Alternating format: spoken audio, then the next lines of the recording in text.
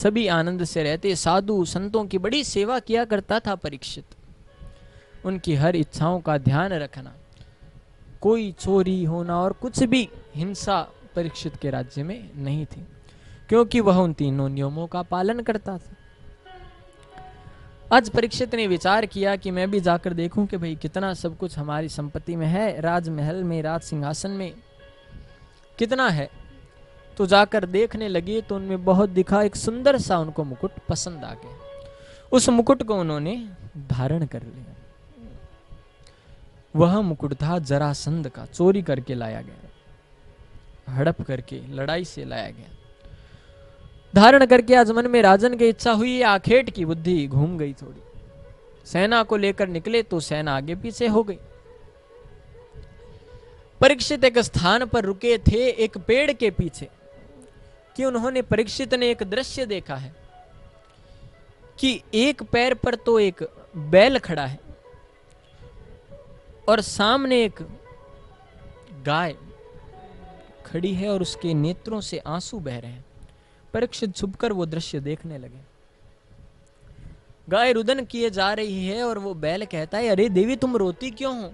अरे आप तो साक्षात पृथ्वी का रूप हो, मैं धर्म।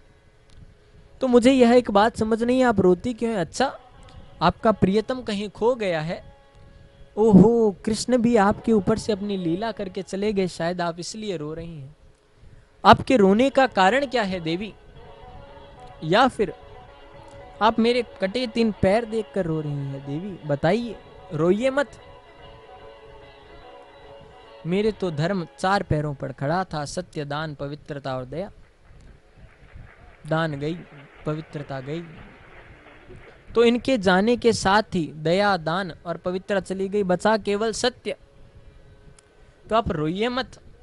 यह दृश्य देखकर परीक्षित आ गया है और कहा, अरे आप तो स्वयं धर्म है, आप क्यों रोते? आपकी यह हालत किसने की, मुझे बताइए, मैं उसको छोड़ूंगा नहीं।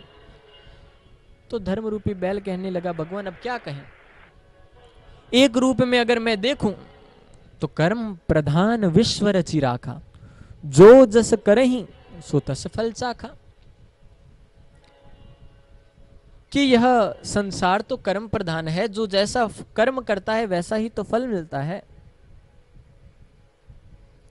तो उसमें मैं ये क्यों सोचूं कि यह मेरा किसी और ने किया। दूसरी बात अगर मैं देखूं तो को न काऊ सुख दुख करी दाता, निज कृत कर्म भोग सब भाता। कि कोई किसी को दुख और सुख देने वाला नहीं होता। मनुष्य अपने द्वारा किए गए कारणों से, अपने द्वारा किए गए आचरण, व्यवहार और कर्म से ही अपने दुख और सुख का पात्र बनता। परीक्षित ने कहा बिल्कुल सही है, और कहा एक और में अगर मैं सुख और दुख की कामना करूं तो जो मेरी सोच है उसमें जो मुझे आनंद देता है, मैंने तो उसे सुख मान लिया, पर वो सुख थोड़ी है, वो तो एक क्षण का सुख है। क्योंकि हम जो मान लेते हैं हमारे लिए वही सुख दुख है। कि एक व्यक्ति को तो अभी आनंद सुख डनलप के गिद्धों में एसी चालू करके सोने में आ रहा है, दूसरा वही सुख एक किसान को खेत में अपने हाथ का तकिया लगाकर सोने में आता है। तो सुख तो दोनों को ही, आनंद दोनों को ही आ रहा है, पर जो आनंद उस किसान को आया है वो इसको नहीं आएगा। जो सुख की अनुभूति एक इंसान को अपने सुंदर नए स्नान घर में स्नान करने से मिलती है, वही आनंद खुशी एक कुत्ते को, एक श्वान को गंदी नाली में बैठने से मिलती है। तो सुख दुख हमारी सोच का है। जिसे सुख मान लिया वो सुख, जिसे दुख कल्पना कर ली वो दुख। अगर हम किसी कार्य में इस प्रकार से लग जाएं जिसमें हमारी निष्ठा हो, निश्चय हो, तो फिर आपको सुख दुख, गर्मी सर्दी भी पता नहीं चलेगी। पर आपने अगर मान लिया, पहले से ही मानकर बैठ गए, तो आपको सुख और दुख का कारण बता देगी। और ये तो मेरे सारे कर्म थे, कर्मणेव जायन्ते जन्तु कर्मणेव विलीयन्ते, सुखम दुखम भयम छेवम सर्वकर्मावरोधक। इसलिए मैं इसका किसी को दूसरे को नहीं बताऊंगा कि ये किसी दूसरे ने मुझे दुख दिया है। परीक्षित ने कहा ठीक है, आगे से कष्ट हो तो मुझे बताना, और निकलते हैं। इतने में काला सा बड़ी बड़ी मूछों का हष्ट पुष्ट व्यक्ति, लाल लाल बड़ी बड़ी आंखें, लकड़ी लिए, तलवार नंगी हाथ में लिए आता है और उस धर्म के उस एक पैर को भी काटने का प्रयास करता है। परीक्षित देख कर आते हैं और कहते हैं कौन हो तुम? उसने कहा मैं कलयुग हूं। कहा मेरे राज में ऐसा दुष्ट हिंसक कार्य। तो वो देख लेता है कि अरे ये तो राजन है, अब मुझे छोड़ेंगे नहीं, तो चरणों में गिर पड़ता। कलयुग का स्पर्श परीक्षित जी को हो गया, बुद्धि विकृति यहीं से शुरू हो गई है। तो कहा भगवान मैं आपके राज्य को छोड़कर कहाँ जाऊं, कोई स्थान दे दो। तो कहा द्रुतम स्थानम च क्रीड़ा या तो हिंसा स्त्री गमे च, कि जहां द्रुत क्रीड़ा होगी, जहां जुआ खेला जाएगा, जहां मदिरा पी जाएगी, वहां तुम रहोगे। जहां परागम्य स्त्री का संग होगा वहां पर तुम रहोगे। जहां पर हिंसा की जाएगी वहां पर तुम रहोगे। यह स्थान दे दिया, हिंसा का स्थान तुम्हारा। जुआ जहां खेला जाएगा वहां तुम, परागम्य स्त्री का जहां संग होगा वहां तुम, और जहां पर द्रुतपान किया जाएगा, मदिरापान, वहां पर तुम। तो परीक्षित ने कहा मन में सोच, परीक्षित ने तो उन्हें यह कह दिया, अब कलयुग सोचे कि ना तो ये द्रुतपान करते, ना परागम्य स्त्री करते, संग करते, ना ये हिंसा करते, तो क्या करूं? तो कहा भगवान एक तो अच्छा स्थान दो। तो कहा जाओ कंचन में भी तुम्हारा वास है। तो ऋषियों ने कहा भगवान कंचन में तो कृष्ण ने कहा है अस्मिन वर्ण कंचन, कि सोना तो मेरा वर्ण है। तो कहा खुद की कमाई से लाए गए सोने में कृष्ण है, चोरी से लाए गए सोने से, हड़प कर लाए गए सोने में कलयुग निवास करता है। और परीक्षित ने जो मस्तिष्क पर मुकुट पहना था वो जरासंध का था, चोरी करके हड़प करके लाया गया था। तो कलयुग उसमें चला गया सूक्ष्म रूप लेकर। आगे आगे गए ऋषि, शमिक का आश्रम था, जल की याचना की है। जल नहीं मिलने पर सोचा ये ढोंग कर रहा है, वहां पर मरा हुआ सर्प था, उसे उठाकर ऋषि के गले में डाल दिया और चले आए। जैसे ही अपना मुकुट उतारा है और घर पे आकर तो सोचा अरे मैंने ये क्या कर दिया। उधर ऋषि का पुत्र संगी आई और देखा ये मेरे पिता के साथ किसने किया। पास के ऋषि कुमारों से पूछा तो कहा राजन आए थे, जल की याचना की, किसी ने दिया नहीं तो ये किया। क्रोध आ गया, हाथ में जल ली, अंजलि में जल लिया है और कहा जिसने भी है करतूत किया इसी का पूर्वज तक्षप उसे आज से 7वें दिन में डस लेगा, और जल फेंक दिया, श्राप दे दिया और रुदन भी करने लगा। ऋषि की आंखें खुली, कहा क्या हुआ पुत्र? सर्प देखा, कहा ये क्या हुआ? कहा परीक्षित ने ऐसे ऐसे किया। कहा पुत्र देखो उन्हीं के कारण आज हम निर्भीक भ्रमण कर पाते हैं, आराम से रह सकते हैं। तो यह उन्हीं का तो कारण है, उन्हीं की तो कृपा है, इसलिए सोचना विचारना क्या, कोई बात नहीं, कर दिया सो कर दिया उन्होंने, मेरी गलती थी। तुमने कुछ किया तो नहीं, कहा मैंने तो श्राप दे दिया। कहा रे पुत्र ये कितना गलत काम कर दिया तुमने, अब उन्हें बता तो दो। तो अपने शिष्य को भेजा है गोमुख को, परीक्षित को जाकर कहा भगवान उन्होंने सूचना दी है कि आज से 7वें दिन आपकी मृत्यु हो जाएगी। परीक्षित ने कहा बहुत गलत किया, 7 दिन तो बहुत ज्यादा होते हैं, मैं 7 क्षण भी नहीं जीना चाहता। परीक्षित अपना मुकुट अर्थात पूर्ण राज सिंहासन इत्यादि त्यागते हैं और अपनी पत्नी से कहते हैं देवी मैं आज खुश हूं, जो कह सकता है व्यक्ति कि मैं 7 दिवस तक जीवित रहूंगा, मुझे कोई मार नहीं सकता, क्योंकि संत की वाणी कभी झूठ नहीं जाती। बड़े पुत्र 4 पुत्र ने, जिनमें से जन्मेजय का राज्य तिलक किया गया, उसे भी 3 बात बतलाई, दान करना, शरण में आए शत्रु को भी क्षमा कर देना, और अपने सामने पाप होते मत देखना। परीक्षित संपूर्ण त्याग कर साधारण वस्त्र पहनकर आज भगवान प्राप्ति हेतु अपने कल्याण का मार्ग ढूंढने हेतु निकल पड़े हैं।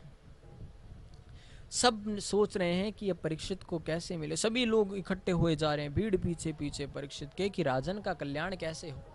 संतों के पास गए हैं, जाकर सबसे बात पूछ रहे हैं कल्याण का, पर 7 दिन में मुक्ति कोई नहीं बता पाया। च्यवन, वशिष्ठ, मरीच, कर्ण, सभी बड़े बड़े ऋषि वहां बैठे थे, पर कोई बता नहीं सका।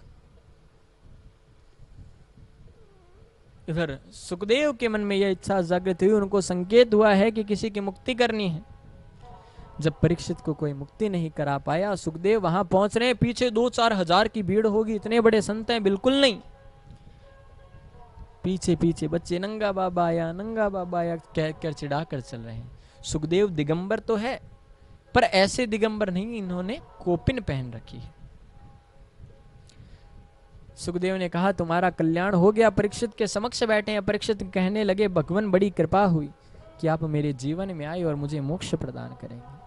कितना मेरा अच्छा भाग्य है कि आप जीवन में आकर मुझे कल्याण करेंगे। मेरा एक ही प्रश्न है, मरणासन व्यक्ति को क्या करना चाहिए? जो जल्द मरने वाला हो उसका उद्धार कैसे हो? यह विचार मन में जैसे ही किया कि वहां पर सुखदेव मुनि कहते हैं परीक्षित तुमने अपने कल्याण के लिए प्रश्न नहीं पूछा, तुमने सभी के कल्याण के लिए प्रश्न पूछा है। मैं तुम्हें जरूर बताऊंगा। आइए भागवत जी का प्रथम स्कंद को हम विश्राम देते हैं, द्वितीय स्कंद में प्रवेश करते हैं। कहने लगे कि देखो 4 युग है। सतयुग में व्यक्ति 1 लाख वर्ष जीता था। द्वापर त्रेता आते आते उसकी उम्र हुई 1 लाख से 10,000, 10,000 से 1,000 और कलयुग आते आते हो गई 100 वर्ष। अब 100 वर्ष भी व्यक्ति जीता नहीं है। 35 वर्ष का व्यक्ति हार्ट का पेशेंट, छोटे से बच्चे को चश्मा लग जाता है, यानी कलयुग पूर्ण रूप से हम पर हावी हो चुका है। कलयुग को हमने अपने ऊपर हावी होने दिया, यह हमारी गलती थी। कलयुग का भार हमारे ऊपर आ गया। तो भगवान ने तो केवल विचार किया कि सृष्टि की संरचना करना है, कल्याण करना है, सोचकर ब्रह्मा की उत्पत्ति की। ब्रह्म ने जन्म लेकर जैसे ही नाभि तंतु के माध्यम से इधर उधर चारों ओर देखा, कुछ दिखाई नहीं दिया और सोचने लगे कि मैं कहां से आया हूं, क्या है, क्यों है यह मन में विचार ही कर रहे थे कि उनको आकाशवाणी हुई और त और प सुनाई दिया कि तप करो। ब्रह्मा ने कई 1000 वर्षों तक तप किया है और उस तप के कारण से उन्हें संपूर्ण ज्ञान हो गया। अब ब्रह्मा संपूर्ण ज्ञान होने के पश्चात अपने भगवान भजन में लगे, तो उनको कार्य मिला कि सृष्टि को आगे बढ़ाओ। सृष्टियों को आगे बढ़ाने का कार्य मिला। विष्णु को पालन का और शिव को लय का कार्य मिला। तो इस सृष्टि सुंदर में उन्होंने आगे जीवन यापित किया, जिसमें सनत कुमार उन्होंने पहले जन्म लिया। सृष्टि संरचना में अपना योगदान देने से उन्हें मना कर दिया, तो ब्रह्मा को क्रोध आया और लोता हुआ लोहितांग बालक रुद्र की उत्पत्ति हुई। ऐसा वर्णन है। तो परीक्षित भगवान ऐसी रचना कर रहे हैं अब स्वयं ही कि सबको कल्याणित कर सके, और भगवान की एक सोच मात्र से सृष्टि की संरचना होती है।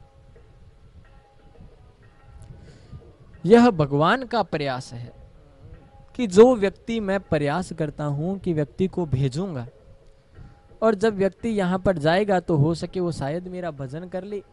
यह सोच मात्र से ही कि हमारा वरना कल्याण कैसे होगा, इस सोच से ही शायद वो भजन कर लेवे। पर व्यक्ति समझ नहीं पाता है, वो तब भी भजन नहीं करता है। अनेक अपने प्रयास कर कर के थक जाता है और भजन नहीं करता है फिर भी, जबकि भगवान का प्रयास होता है कि यह मेरा सुमिरन करे। वह ऐसी ऐसी करतूत करता है जिससे कि उसको भजन नहीं करना पड़े। कि पहले भगवान क्या करते हैं कि उसकी नेत्रों की रोशनी कमजोर कर देते हैं। कहा बड़े सुंदर सुंदर दृश्य देखता था, अब देख ले। अब क्या देखेगा? देख ली सुंदर झांकियां तूने, अब डॉक्टर के पास जाता है, अभी कहां मानेंगे। ये आंखों पे कार्य करवाता है, लेंस डलवाता है, ये काला चश्मा लगाकर भगवान अभी हम कहां मरने वाले हैं, अभी सब देखेंगे। भगवान का अच्छा ये बात। तो धीरे धीरे एक एक करके दांत टूटने लग जाते हैं। भगवान कहें बड़े खाए तूने अपने समय में, अब खा, खिचड़ी खाना, दलिया खाना और मेरा भजन कर। अभी कहाँ भगवान डॉक्टर के पास जाता है, बढ़िया बत्ती सी बंधवा के आता है। देखो भगवान नहीं है, अब खाएंगे आराम से, अभी भजन की उम्र नहीं। शरीर की स्फूर्ति कम होने लगती है, बाल सफेद होने लगते हैं। तो ये वैश्मोल से एकदम काले बाल करवा कर अपने तैयार होकर कहा भगवान बुढ़ापा अभी कहाँ दिखेगा। तो शारीरिक शक्ति कमजोर हो जाती है, तो ये तत्व खाता है, च्यवनप्राश खाता है कि जिससे पुनः वह शक्ति आ सके। अभी कहाँ भजन करेंगे। भगवान कहते हैं ये मानेगा नहीं। यह 4 तो भगवान घंटी बजाते हैं कि चेत जाए चेत जाए, कानों से श्रवण शक्ति कमजोर होती है, बताते हैं कि चेत जा, मशीन लगवा लेगा। नहीं भगवान, अभी कहाँ। पर जब वह बाल सफेद को काले कर सकता है, आंखों को नहीं अपने लेंस के द्वारा नहीं कर सकता है, कानों में मशीन लगा सकता है, दांत बंधवा सकता है, शरीर मजबूत कर सकता है, पर जब भगवान का घंटा बजता है तो फिर पुत्र भी यही कहता है, जल्दी जल्दी उतारो, जल्दी से लेकर चलो, और पीछे आवाज आती है राम नाम सत्य है। फिर वो कुछ नहीं कर सकते। भगवान कहते हैं बड़े संदेश दिए पर तूने माना ही नहीं, भजन ही नहीं किया, तब उसे मरना पड़ता है। तो उससे हमारा पहले ही यह प्रयास क्यों ना हो कि हम भजन कर लें, भागवत का सुमिरन कर लें, कम से कम कुछ तो कल्याण होगा। यस्या सुमिरेण मात्रेण सर्व दुख हरो भवेत्, न दुखम भयम न भयम सुखम भयम। ना तो मनुष्य के जीवन में दुख कुछ होता है, ना ही सुख कुछ होता है। भय अकुर्वन कृत, भय जो है डर, वो उसे मार देता है। जब तक व्यक्ति अपने मन से भय नहीं निकालेगा, परमात्मा को अपनाएगा नहीं। भय कब निकलेगा? जब जीवन में भागवत आएगी, जब जीवन में मेरा कृष्ण आएगा, तभी तो भय निकलेगा। क्योंकि हमारी विचार सोच यह है कि मन में भगवान बैठे हैं, मन में भगवान बैठे तो हैं, पर मन में भगवान तब आएंगे जब भक्ति रूपी तल होगा। अब भक्ति रूपी तल कैसे हो? कि एक बड़ी ही प्रसिद्ध कथा है कि एक संत थे जिनकी चर्चा था कि भाई हर प्रश्न का हल करते हैं संत, लोग जाया करते थे। पर लोग संत के पास एक भी बार जाते, दूसरी बार किसी ने उनके पास, संत के पास जाते नहीं देखा। तो कईयों के मन में ये भी बात थी कि ये क्या लीला है। तो एक भक्त के मन में यह इच्छा जागृत हो गई कि भाई हम भी पूछेंगे। तो संतों के पास गया कि भगवान बड़ा भजन पाठ करता हूं, पर भगवान जीवन में ही नहीं आते, हृदय में बैठते ही नहीं है, क्या करूं? संत ने कहा मैं तुम्हें उत्तर दूंगा, पर पहले मैं रोज पानी भरता हूं अपने रोज निवृत्त नित्य कर्म के लिए, तो चलो पहले पानी लेके आते हैं। उसने कहा चलो। तो संत और वो दोनों गए एक कुएं के पास। संत ने पास में अपना जो ड्रम के आकार का बर्तन था उसे रख दिया, बाल्टी डाली, पानी बड़ा गहरा था, धीरे धीरे करके पानी निकाला, उससे अपने बर्तन में डाला। पर उस बर्तन में नीचे तल नहीं था, केवल ऊपर से गोल था। तो पानी जैसे डाला नीचे से वो बह गया। फिर संत ने बाल्टी डाली, फिर खींचते खींचते पानी निकाला, फिर उसमें डाला, वो फिर बह गया। उस व्यक्ति ने 10 बार तो देखा संत को करते, फिर सोच लिया कि ये संत पागल है, इसमें बुद्धि नहीं है कि उसमें तली नहीं है तो पानी कहां से ठहरेगा। वो चुपचाप अपने चला गया, संत भी चुपचाप अपने घर आ गए। अब वो व्यक्ति देखिए, उसकी ज्ञान की सीमा, उसकी भक्ति की सीमा, कि वो सोचने लगा। जो भक्तिवान होगा वो सोचेगा बात को, कि जब मुझे दिख रहा था कि उसमें तल नहीं है, जो पानी ये डालेगा वो निकल जाएगा, तो क्या ये उस संत को नहीं दिखा? यह ऐसा व्यक्ति था जो वापस उनके पास गया और पास जाकर संत से कहने लगा कि मुनिवर, जब मुझ जैसे को दिख रहा था कि उसमें तल नहीं है, उसमें से तो पानी निकल जाएगा, तो क्या यह बात आपको समझ नहीं आई कि उसमें तो तल नहीं है तो पानी टिकेगा कैसे? संत ने दौड़कर उसे गले से लगा लिया कि तू पहला भक्त है जो वापस आया है, मैं तुझे ज्ञान दूंगा। बाकी सब मुझे ऐसे ही पागल समझकर चले जाते थे। देख, तूने जब ध्यान लगाकर देखा कि मैं उस बर्तन में पानी डाल रहा हूं, उसमें तल नहीं है, तो ऊपर से पानी गया और नीचे से निकल गया। जब एक बर्तन में तल न होने पर उसके अंदर जाने वाली कोई वस्तु नहीं टिकती, तो हृदय में जब तक भक्ति का तल नहीं होगा, वो भगवान आकर कैसे टिकेगा? प्रेम से कहिए ना, जय श्री कृष्ण। यानी हृदय में भक्ति रूपी तल तो बनाओ, आधार तो बनाओ। आधार ही श्रेष्ठ नहीं होगा तो ऊपर घर थोड़ी बनेगा। नींव ही मजबूत नहीं है तो घर ज्यादा समय थोड़ी टिकेगा।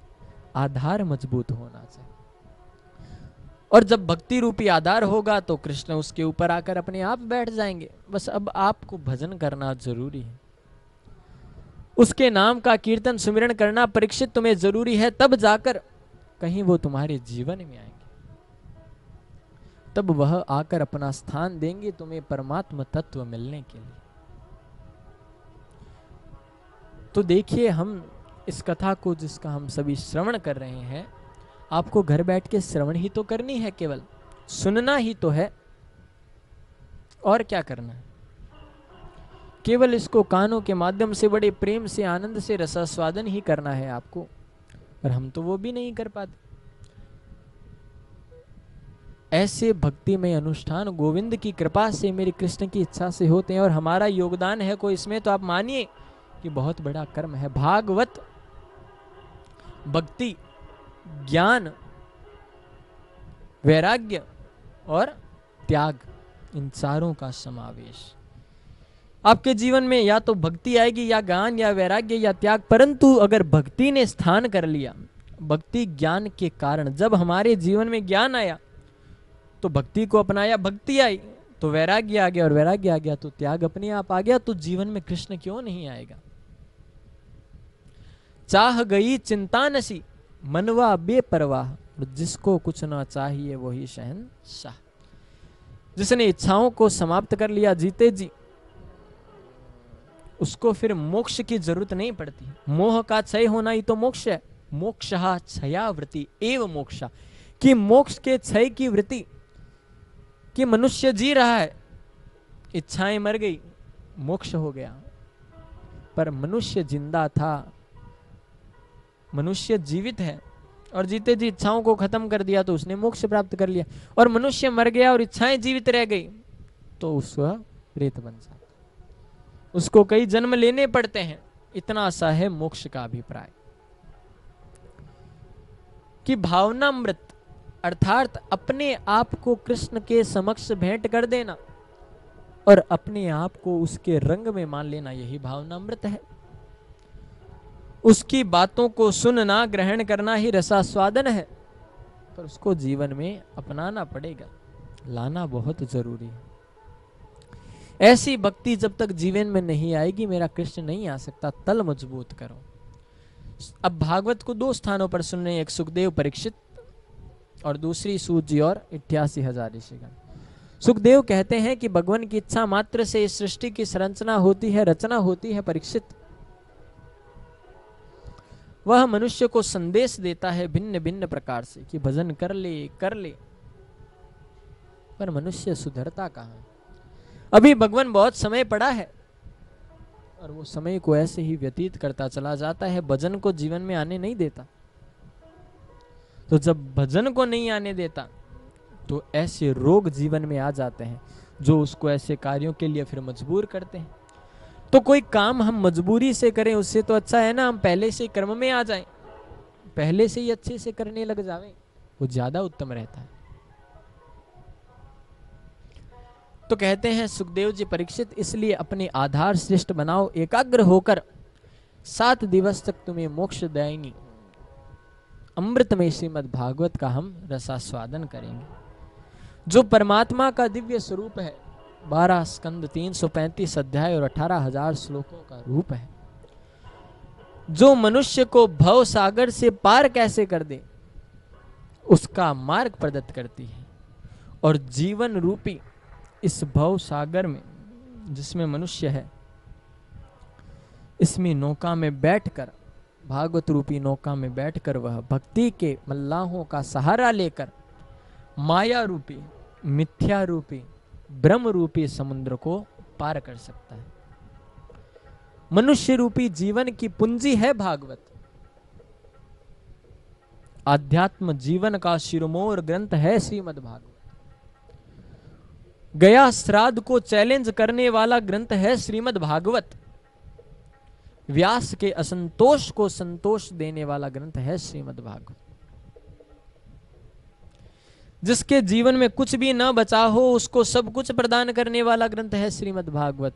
दुख, शोक, संताप, रोग, भय सबको काटने वाला ग्रंथ है श्रीमद् भागवत। इतना कुछ इसके बारे में वर्णन है। श्रीमद् भागवतो ख्योयम प्रत्यक्षम कृष्ण एवि, कि यह ग्रंथ नहीं प्रत्यक्ष कृष्ण है। और श्रीमद् भागवतेन मुक्तिदानेन गर्जति, कि जो मुक्ति की गर्जना करता है चैलेंज से कि मैं मुक्ति दूंगी, वो है श्रीमद् भागवत। ऐसा यह ग्रंथ है परीक्षित। तो परीक्षित, तुम ये बताओ भगवान किसको मिलते हैं? परीक्षित ने कहा भगवान उन्हीं को मिलते होंगे जो 10 बार स्नान करके आराम से पूजा करें। कहा परीक्षित राम जिन कोल भीलों से मिले वो तो जाड़े के महीने में 3-4 महीने नहीं नहाते थे। तो कहा भगवान आयु देखकर मिलते होंगे। तो कहा का आयु ध्रुव रूप की, ध्रुव की आयु क्या थी, छोटे से बालक को मिल गए। तो कहा भगवान पढ़े लिखे को मिलते होंगे। कहा विदुर जो गजेंद्र था गजराज वो कहाँ पढ़ा लिखा था। तो कहा भगवान जात पात देखते होंगे। कहा का जाति विदुरस्य, दासी के पुत्र विदुर को भगवान मिल गए, उसकी जाति कहाँ थी। उसके घर जाकर प्रसाद पाया। कहा हाँ ये भगवान, कहा हाँ। कहा ये लीला मुझे बड़े प्रेम से बतलाइए। आइए द्वितीय स्कंद को हम विश्राम देकर तृतीय स्कंद में प्रवेश करते हैं कि जिस समय महाभारत की घटनाएं शुरुआत ही थी, बातचीत चल रही थी, तो विदुर महामंत्री थे, सलाहकार थे। तो धृतराष्ट्र से कहने लगे कि आपकी बाहर की आंखें तो अंधी थी और अंदर की दुर्योधन ने और कर दी। देखिए अगर किसी आपके घर में यह जो दुर्योधन है ये दुष्ट है, इसका नाश कर दो वरना आप बचोगे नहीं। कहा मतलब, कहा कि अगर एक नगर का नाश करने से देश सुरक्षित है तो उस नगर को हटा दो। किसी गांव को सुरक्षित करने से, किसी एक गांव का नाश करने से पूरा प्रांत सुरक्षित होता हो तो उस गांव का नाश कर देना चाहिए। और किसी एक परिवार का अगर विनाश करने से वह नगर सुरक्षित होता हो तो उस परिवार का नाश कर देना चाहिए, उसे हटा देना चाहिए। और किसी परिवार में एक सदस्य को हटाने से पूरा परिवार सुरक्षित होता हो तो उस परिवार के उस सदस्य को निकाल देना चाहिए। ऐसा आपके घर में वह बनकर आया है दुर्योधन। इतने में पीछे से दुर्योधन प्रवेश कर गया। कहा क्यों दासी पुत्र, हमारा भोजन करते हो और हमारे ही खिलाफ परिवार को तुम ऐसी बात बता रहे हो, निकल जाओ, आज से तुम्हारा कोई स्थान नहीं है। दुर्योधन ने से कहा विदुर ने कि देखो मैं तो सच ही बता रहा था, तुम्हें बुरा लगा तो मुझे खेद है। ठीक। थोड़ी ही दूरी पर जाकर एक पर्णकुटी बनाई है, कदली केलों के वन में अपना जीवन यापन करने लगे। आज लता पताकाओं से पूर्ण शहर सज रहा था। तो आकर के विदुरानी ने कहा कि आज इतनी सजावट क्यों, कि आज हमारा कृष्ण आ रहा है आपस में कौरव पांडवों में सामंजस्य स्थापित करने, प्रेम की वार्ता कराने। तो कहा अब आप कृष्ण से कैसे मिलोगे, वो तो आपके पास तो पद ही नहीं रहा। कहा चिंता मत करो, कृष्ण तो हमारी नजर, शायद कृष्ण की नजर हम पर पड़ जावे। तो इतनी भीड़ है, उसमें पीछे पीछे दीवार से सिर लगाए खड़े हैं विदुर और विदुरानी सुलभा। कृष्ण ने वो सजावट नहीं देखी, वो बनवार नहीं देखे। कृष्ण ने वो अपने लिए बनाए गए या पुष्पों की वर्षा नहीं देखी। तो कहा अरे मेरा भक्त नहीं दिख रहा कहाँ है। और देखते ही देखते नजर पड़ गई पीछे, वो मेरा भक्त खड़ा है और आंखों से मानो संदेश दे दिया कि आपके घर आऊंगा। यह भक्त, भगवान की नजर भक्त पर कैसे पड़ती। आगे बढ़ते हैं। विदुर विदुरानी दोनों, विदुरानी से कहा जल्दी जाओ घर पर तुम तैयारी करो, इसका भरोसा नहीं है ये आ जाएगा। घर जाओ, गोबर का चौका लगाओ, इसके लिए तुम आराम से सुंदर पाटा बिछाना, इसके ऊपर बिठाना। कहा ठीक है, मैं देखता हूं कि पांडवों के हित में क्या कृष्ण सलाह देते हैं। कृष्ण के लिए मित्रता का परिचय देने के लिए झूठ पूर्वक, कपट पूर्वक दुर्योधन ने कृष्ण के लिए बड़ा सुंदर सिंहासन बिछाया। कृष्ण बैठते हैं और कहते हैं सुनो दुर्योधन, पांडव तुम्हारे भाई है। कहा हाँ। कहा खास बाबा के, कहा कि वो एकदम बराबर ही है। कहा हाँ। तो कहा फिर इनका तो अधिकार बनता है तुम्हारी आदि जमीन पर, भूमि पर। कहा बिल्कुल नहीं। तो कहा चलो मैं पांडवों को 5 गांव में बसने के लिए मनाऊंगा। दुर्योधन दुबक कर खड़ा हुआ और कहने लगा सुच्चे गृह नेव दास्यामि विना युद्धेन केशव के। कृष्ण, सुच्चे नेव सुई के समान भूमि भी बिना युद्ध के नहीं दूंगा।